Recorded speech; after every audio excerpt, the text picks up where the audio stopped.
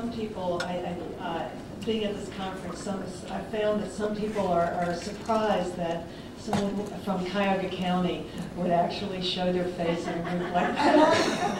I've been asked where are my warts, hair growing out of the warts, etc. I thank you for your gracious reception despite my location. And I would like to say before I begin that Cuyahoga County is improving substantially. And so just pay attention to where things are going. And it's because we've got some wonderful election officials who really are working well with advocacy groups locally and I think nationally to try to improve. And I think the audit that we ran was part of that rebuilding process. So, so my task is to talk a little bit about public confidence. As you can imagine, there was low public confidence in our election system in Cuyahoga County.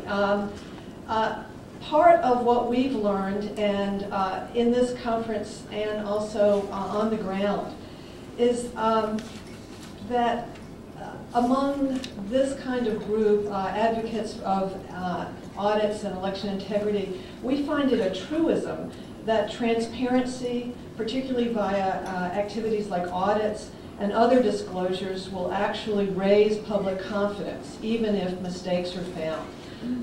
Frankly, what we discovered in our Board of Election and in many other election jurisdictions, I believe, and in many public administrative offices, is that that is not a truism. They actually believe that there's something quite different that the public wants. The public wants to believe that everything is fine, and they want good news. So those who bring bad news are bad. And we should not be setting up processes that are going to bring bad news to the public, because then it appears that public officials, be they election officials or others, are not doing a very good job, and therefore they may not be reelected, or they may not be given the budgets that they need, or they may have job repercussions in other ways. So the first principle that I would encourage you to remember is that our truism, that more disclosure, more transparency necessarily produces greater public confidence, is not one that is a truism for everyone.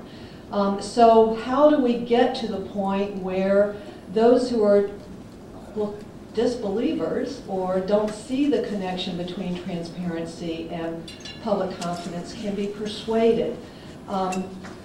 And part of it, I think, is that and we were talking about this outside the session, is that it's incumbent upon us as advocates of greater transparency and audits to start preparing the public via the media and work with the election officials to prepare the staffs for the fact that mistakes, anomalies will be found, and that mistakes do not equal fraud.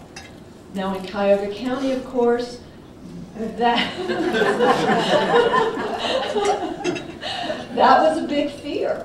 I mean, it can be a fear elsewhere, because there are criminal as well as civil and job repercussions for what may appear to be major mistakes that will then connote fraud or whatever.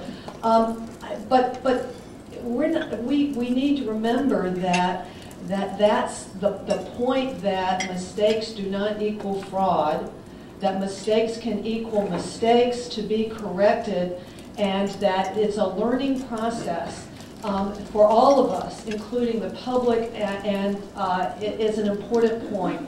And that's another way to build bridges among and between the advocacy community for audits and greater transparency and the election officials. We need to affirm that we understand that point. The second point is to ask that the staff also be trained and supported in understanding that bringing forward mistakes for correction, the kinds that can be discovered in an audit, is a good thing. And that they should look forward to doing this, and that our community is going to endorse and praise them for these kinds of disclosures rather than condemn them. And then we have to be careful that we do that. So preparing the media and the election staff and others for the kinds of anomalies that will be found, and for them to have a broader understanding of the range of purposes for audits is very beneficial. So public confidence from disclosures and greater transparency can only occur if we've provided the framework for the larger understanding, and that is part of our task.